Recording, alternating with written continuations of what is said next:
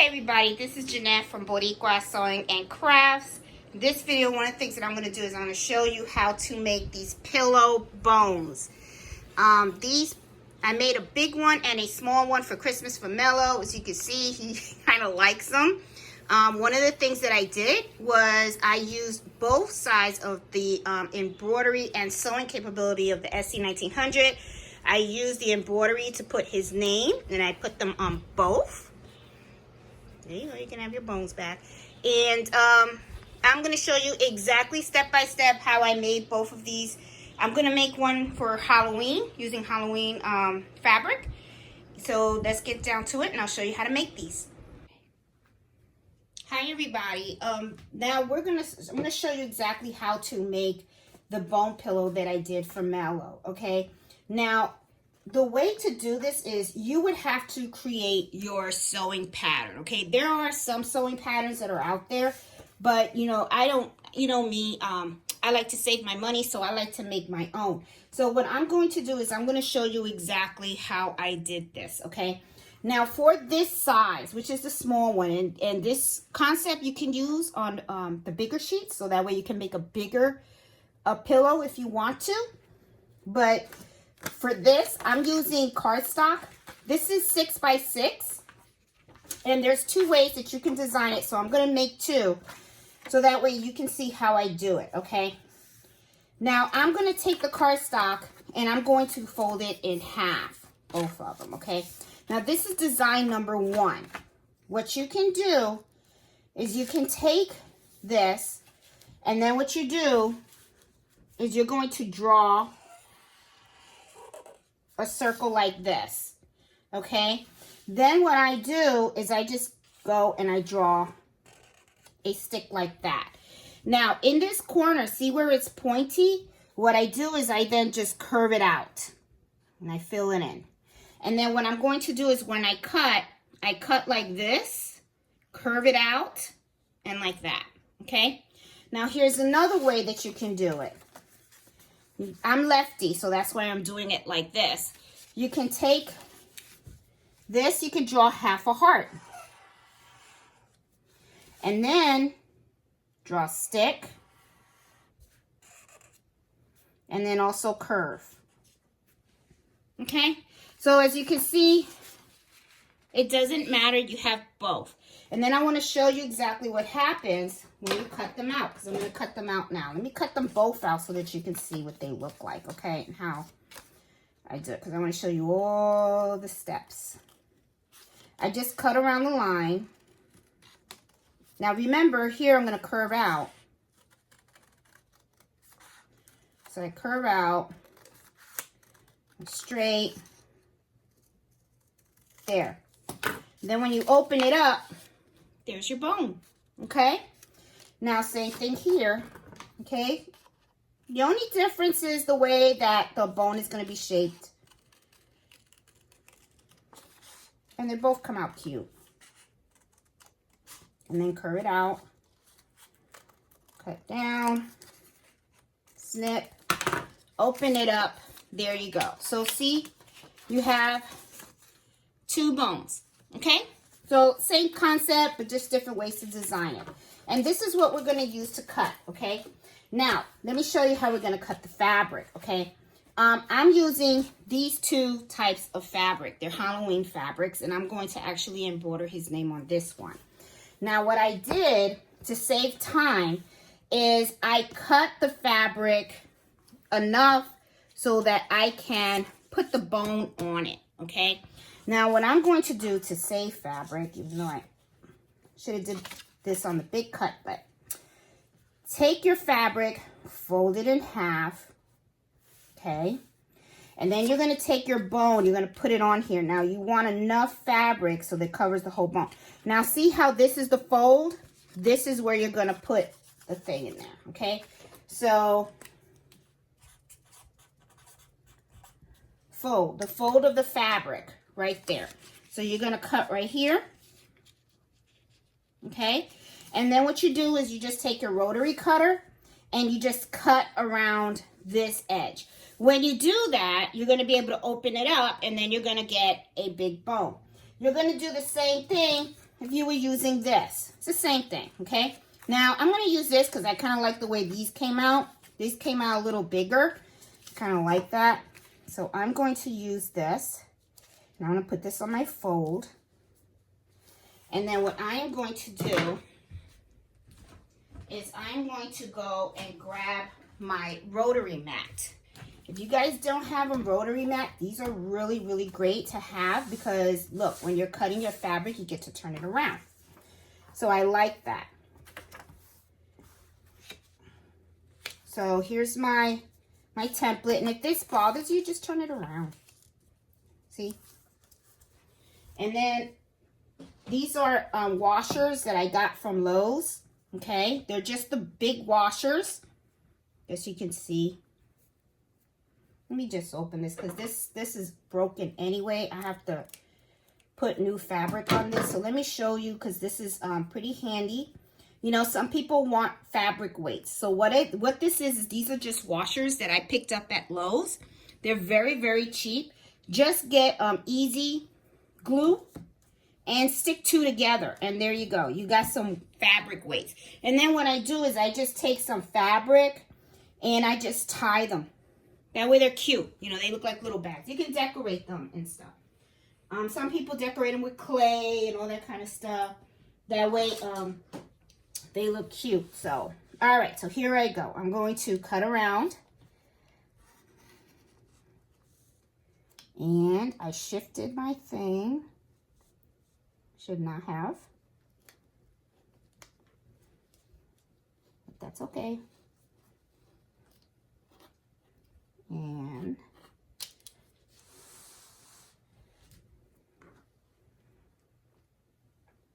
I think I need a new blade. I think that's what's happening because my rotary cutter is not cutting as it should. There we go.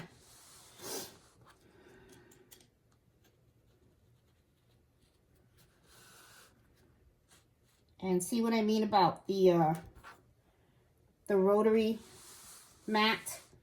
I love it because I get to go around. This is really good too if you're doing applique. I know that and you know, it doesn't have to be perfect because remember, you're cutting both sides at the same time, right? So when you're doing that, the other side is going to come out exactly the same.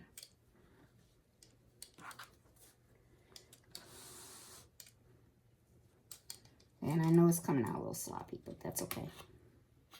You know, when you try to videotape stuff, they never come out right anyway. Okay, so as you can see,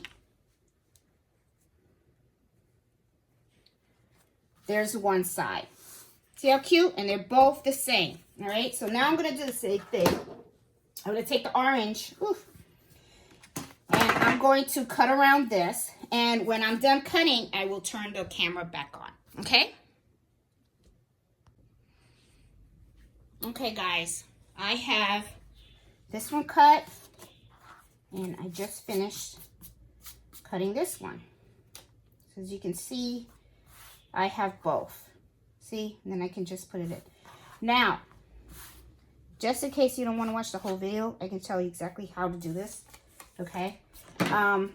You take the side that you want to embroider the name, or, well, I don't recommend it. I was going to tell you to put heat vinyl transfer. Don't do that because you don't know if that's toxic or anything like that. And, you know, dogs, they like to bite this and all that kind of stuff. You don't want that heat vinyl transfer, you know, to rip and stuff like that and get in their mouths. Don't do that. So do not do that. I don't recommend it at all. Use thread. Thread is much more sturdier. So what I would do is I would go ahead and embroider one of these sections, okay? You can float it on your SC 1900. What I would do is make sure that you stabilize this. Remember, this is, you know, especially, it depends on the fabric that you're using. This is not, this is cotton quilt fabric. It's not exactly very thick, so it's going to need stabilizer. So I would probably put 2 cutaways on this, to stabilize it, I'm actually going to put this on my multi-needle machine so that, you know, I can hurry up and do this. And then after you finish embroidering the name, you take the sides that are really, you know, nice looking, you put them face to each other, and then what you're going to do is when you're going to sew it, but when you sew it, you're going to leave an opening. And when you leave that opening, you turn it inside out, then you stuff it with the filling, and then you just sew it shut. And then you go ahead and you have the pillow. Now, because some people hand sew it shut, okay, I am not a hand sewer, I'm a machine sewer. So the first one that I did, you could kind of see where I sewed it shut, unless you're using the same type of color fabric. So what I did was, after I sewed the whole thing and I turned it inside out, I went again and then I just re-sewed the edges, okay? That way, when I went ahead to re-sew the opening, it kind of looked like a continuous thing. But as you can see, I'm not exactly the best sewer, and these are not things for sale. This is really for Mello, and I know Mello's not going to be like, hey, Ma, you messed me up. You know what I mean? So I know he's not going to say anything. He's just going to want to play with it, okay? So I am going to hoop this right now for my multi-needle machine. I'm going to use my 5x5 hoop. I'm also going to use cutaway stabilizer, and I believe I'm going to use 2 because I think because of the how thin this is going to need 2. So this is my stabilizer right here. This is 1. This is 2. I'm going to use both of these. These are cutaway. I'm going to do his name on the orange part. Okay, so I'm going to take you now to my hooping station so you can see how I hoop it.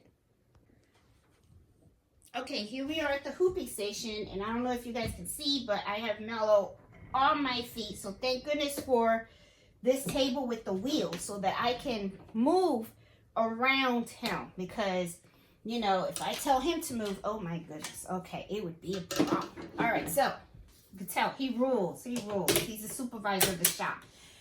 All right, this is the Hooping Master Station, and these are extenders. And what I love about these is that you can unscrew them and you can adjust the length.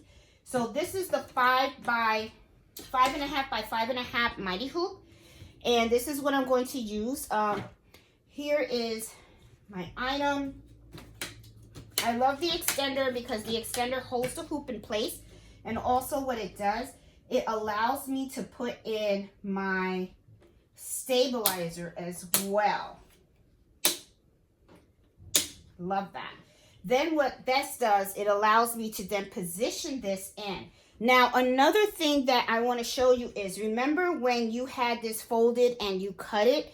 That fold is actually serves as the center point of your bone, which is like really cool. So that really helps me to center the bone in the hoop, okay? And then what I'll do is I'll take my hoop, okay? And there you go. I'm done. I'm done. Ready to take to the machine, guys. Isn't that cool? I love these. I love these mighty hoops. I'm telling you. They cost an arm and a leg, and I know that there has been some folks that have purchased the knockoffs from I think it's Alba, and they're cheaper, but you know, either way, whatever route works for you. But I will tell you this, these are the hoops that I use on the multi-needle machines. I do not use the hoops that actually came with the machine. Sometimes I like wonder why did they bother to give them out, but I guess they have to, because they got to give you something so that you can work with the machine. They can't make the assumption that you're going to buy the mighty hoops. But once you get these, you never go to those other ones. And they have these in all different sizes, but let me tell you, they're like $150 a pop. Okay, very, very expensive. So it's, you know, as time goes on, you will build your collection, because I do have my collection, but I'll tell you, it's very, very expensive, but very worth the money and stuff. And I can tell already that this is a little crooked, but that's okay. It's like I said, it's for my dog. So I'm going to go over to my machine now, and we're going to embroider his name. Okay, guys, I am at my brother. This is a 1055X. I am going to put this in the machine. Now, a while back I was looking at a whole bunch of different type of multi-needle machines, and I'm going to tell you right up front, you got to get the machine that works for you. Okay, there are so many different options out there.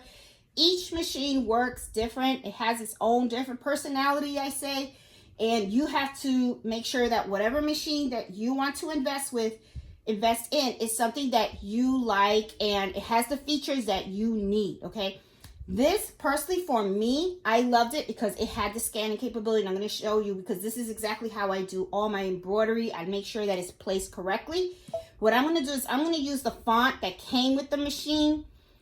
They have a whole bunch of different fonts. Let's see.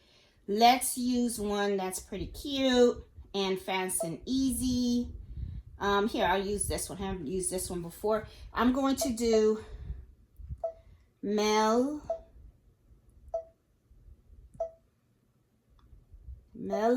Okay, here we go. And it's set a large. I think I want a medium. Oop, it just did that. Let me delete all this stuff. I should have picked medium. There you go. Is that medium? You know what? Now I don't like it. All right, let's return. Okay, let's delete that. Let's go. Let's pick something else here. Okay, let's just pick something simple. I don't like that one either. This will work. Okay. I'm gonna do M, and I want a medium. I don't want it big. EL, and then of course I you know, people don't know, but I usually put hyphen for him on his name, and I forgot the font that I was using. This is really working. Okay, sorry guys, because you know what it is, I'm trying to go fast and I shouldn't. All right, let me pick this one. We're gonna do MEL / and it said large, but oh well, that's fine. Oh, and I'm gonna hit set. There we go. All right, now one of the things I'm gonna do is, you see that I have my hoop already on the machine. I'm gonna hit this camera right here. It's gonna move it, and what it's going to do is it's going to actually scan the hoop with the item in it, and then I'm gonna get a picture, and it's exactly gonna show me how it's going to stitch out on the item. Now, one of the things that I really love about this is that, let's say that it's a little off, right? I can move my embroidery up, okay, or I can move it down, okay, and it's right smack in the middle. Looks good. Looks good to me. I want to change the size a little bit. I am going to make it a little smaller. I think that's great. That's perfect. And that works. Okay, so then I'm going to hit end edit. And I do want it in the color black. Black is in the second spool of my machine, so I'm okay. So I'm going to hit okay. And I'm just going to let it embroider. And it's going to be exactly where it is, right here. So this works really, really great, and I really love it. So let me lower this so that you guys can take a peek.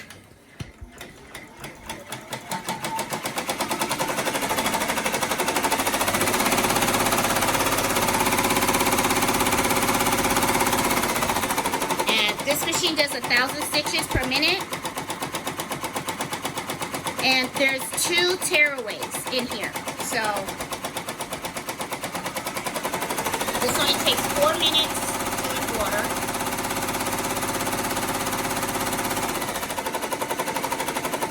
And I'm gonna stop the camera, and I will turn it back on when it's done embroidering, okay? Okay guys, we are at the O. And as you can see, it's coming out very nice.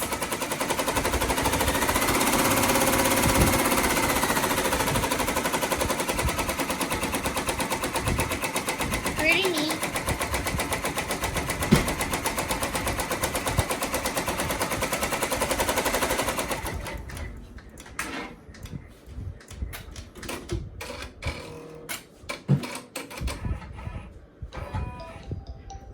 Okay.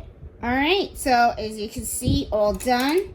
It only took 4 minutes to do. Came out really, really nice and clean. So now what I'm going to do is I'm just going to take this out. So let's go over to the cutting board. All right, let me go to the cutting board here. And here I go. All right, so I'm going to take this out of the hoop. Okay.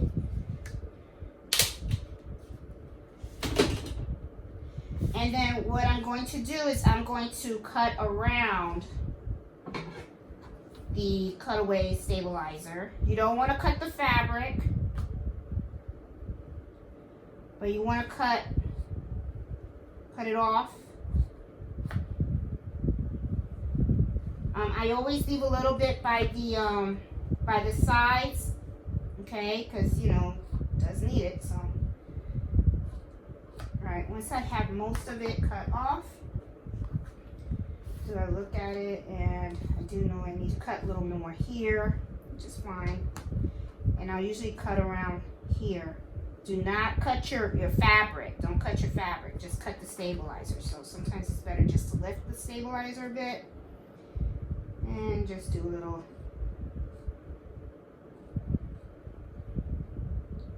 cut. I'm going slow because from experience, I cut the fabric once. And then I was like, that's great. So I had to start over again. So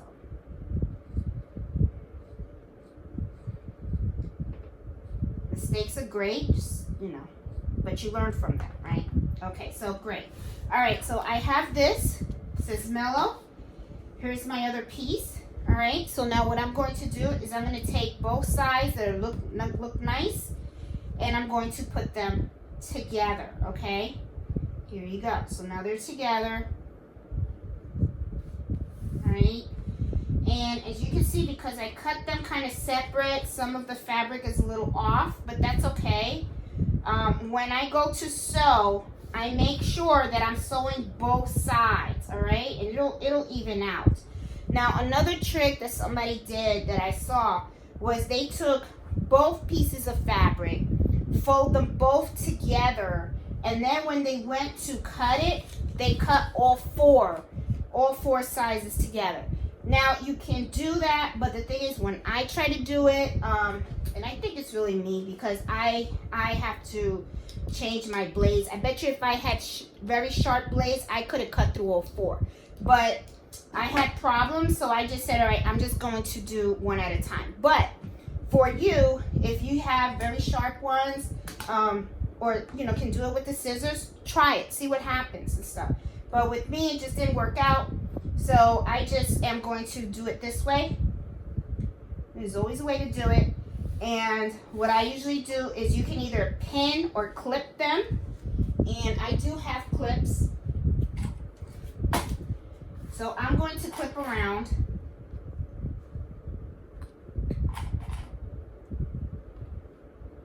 Clip these bones down.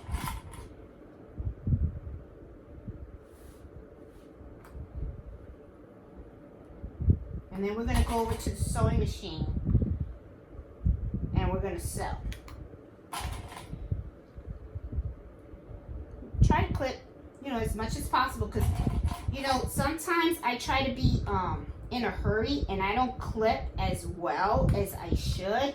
And believe me, when you take out a pin and you don't have the other side kind of clipped, what happens is your fabric is going to shift on you and then your sewing does not come out that great. Okay, now I am still not a 100% sewer, you know.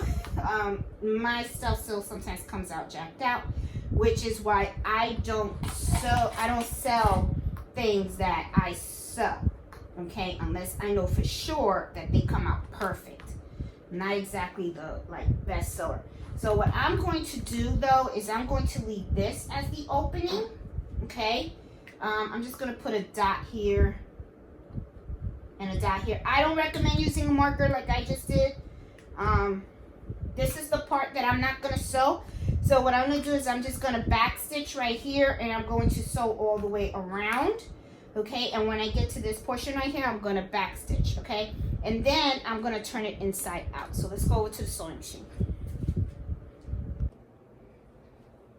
Okay guys, I am here at, and I'm using the Brother SC 1900 sewing machine. This was my second sewing machine. Before this one was a Brother HC 1865, something like that. Loved it. I sold it and I got this one and it has been a favorite of mine. So I'm going to sew with this machine right now. Take this out. And let me grab the thing. I am a neat crafter, for those that don't know. I don't like throwing stuff all over the place. It's just not my thing. You know. So anyway, I'm going to go ahead and start sewing. Back stitch. When you're sewing, make sure that you are grabbing both pieces of fabric, okay? Even though I know, you know, I didn't cut mine even, but I do. And pay attention, this is a little bit tricky to curve. You know, it's a curve. So, somebody said always like put your hand on here and turn.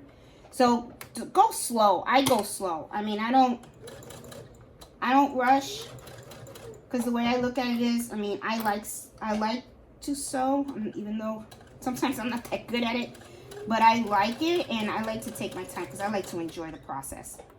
So, okay, and then when I get to the point, I lift my pressure foot, and then I just keep going. And I believe, yep, I got both. And as I am going, I remove my thing. Now you can already see it's not perfect, but that's okay. I'm good with it. I think Mello's good with it too. Okay.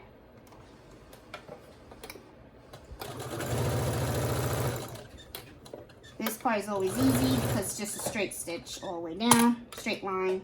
You just got to make sure that you're grabbing both. And then here we go with the curves again.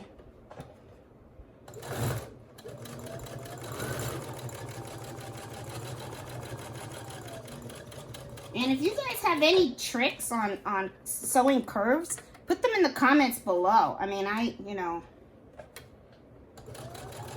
because hey, you know, I'm just showing you guys the project because, you know, I'm not exactly like the perfect sewer, so.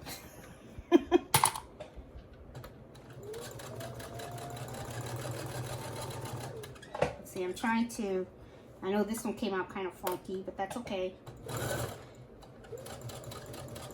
I mean, and what I like about this is that, you know, you can make stuff for your pets, and it's like, because I know Mello, he destroys some of his toys. All right.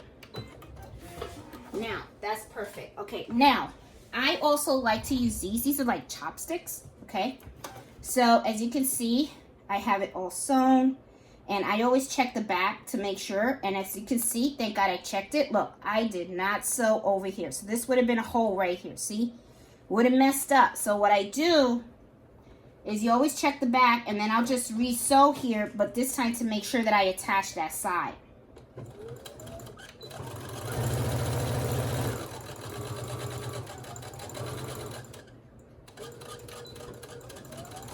So I like to leave the mistakes because I don't want people to think I'm perfect, because I'm not. And then always check to see, make sure that you caught all the edges, and I did here. I corrected this. I can see right here, here's like, I'm off right here, in this corner right here. So what I'm going to do is I'm going to go around here. There you go. Now, like I said, I'm not the neatest sewer, but I get to make these, and Mello likes them, you know, and it saves me some money. So anyway, all right, so what I'm going to do now is I'm going to turn this inside out. Okay, and it might be a little tough because I have like the double stabilizer, but that's okay. It's doable. You just have to play around with it. Okay, just play around with it. And if you have a chopstick or poking stick or something, that helps too. I usually like to put my finger all the way in to the end and snap, you know, grab it, and then just kind of like push it along like this, and that kind of helps. And then I get to like push the other side. I push as much as I possibly can with my fingers first before going for the stick.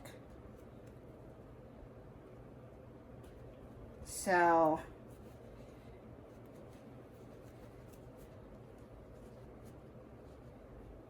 I know it looks kind of like messed up right now, but trust me, I'll fix it.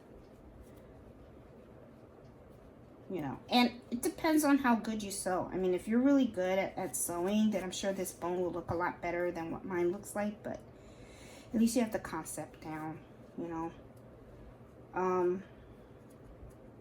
Here you go, see? And then what I do is I use the stick to kind of go around the edges, see? And I have my little bone right here, see? So I guess I sewed a little straight there, but that's okay. Now let me go to the other side here. Make sure I got it sticking right. And like I said, I go around the edges of the fabric to make sure, see, you get to poke it all out as much as you can. So I have this is poked out. Let me go back on the other side, make sure I have all of it. And then what's really best to do before you stuff it, iron it. Okay? So you can iron this, all right, if you want and stuff. I'm gonna iron it, and then when you iron it, this kind of helps this fold in, okay? Because you're gonna put your stuff in here, you're gonna put the cotton in here, but you want this to fold in because after I put it all the cotton in, I'm gonna put this underneath and I'm going to close this shut. Now, if you're making it bigger, what some people do is they'll put the cotton like on the side, so they'll leave the opening on the side, and you can. It's up to you. I mean, the way I look at it is when you make stuff, you do what suits you. I'm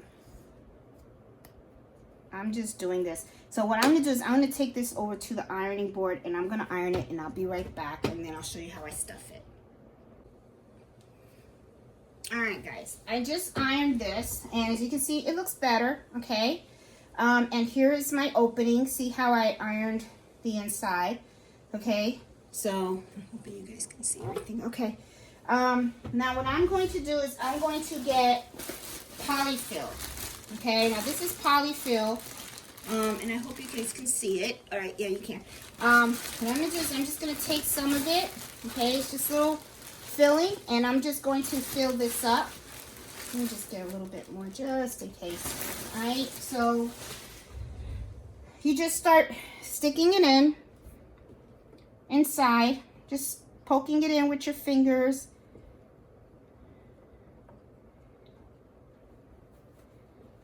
And so I made 2 already for Mello for Christmas. I guess this will be his Halloween bone. He seems to like them. I like making them because, you know, I'm not spending money. And one of the things that I really like about this is when you throw it, you know, like he likes to play ball a lot. And if I throw it, this is very lightweight, so it's not going to break anything in the house. We already had an accident where, you know, I hit a lamp, and that wasn't good. You know, so I just don't, you know. I want him to have his toy so he can play and stuff like that. So, see how it fills out really, really nicely? See? It's cute. It's not perfect, but hey, for Mello, it'll work, you know. Now I'm just going to put it on the other side and just stuff a little more. And then when I sew it shut. Now, people usually hand stitch this hand stitch it shut. So that way you don't see the stitches. However, the stitches don't bother me. Like I said, I don't sell these. I just make them, you know, so that he can run around the house with them. So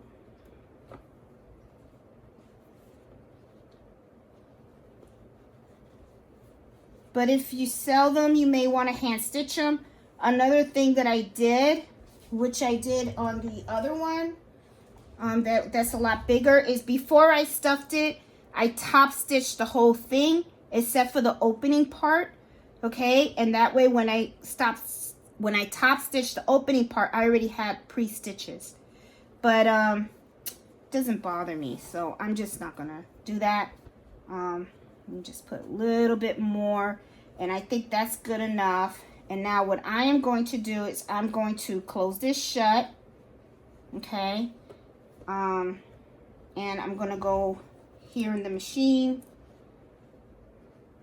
and this is where the knee lifter comes in handy. If you, for your machine, you put your knee lifter in, because that way you can because I want both hands, because I want to position this correctly so that I can sew it shut. So the knee lifter in this situation comes out really great, because that way you can make sure that you put it exactly where you want it. And there it is. And I am going to start sewing this shut. And of course, you know, I am sewing sloppy as always, which is fine. Like I said, if this was for sale, it would be a problem, but it's not, so it's fine. I just need to make sure that it's sewn shut, and I want to give it another pass because I don't want Mellow eating polyfill. Okay, so I am going to make sure that this is grabbed on really tight.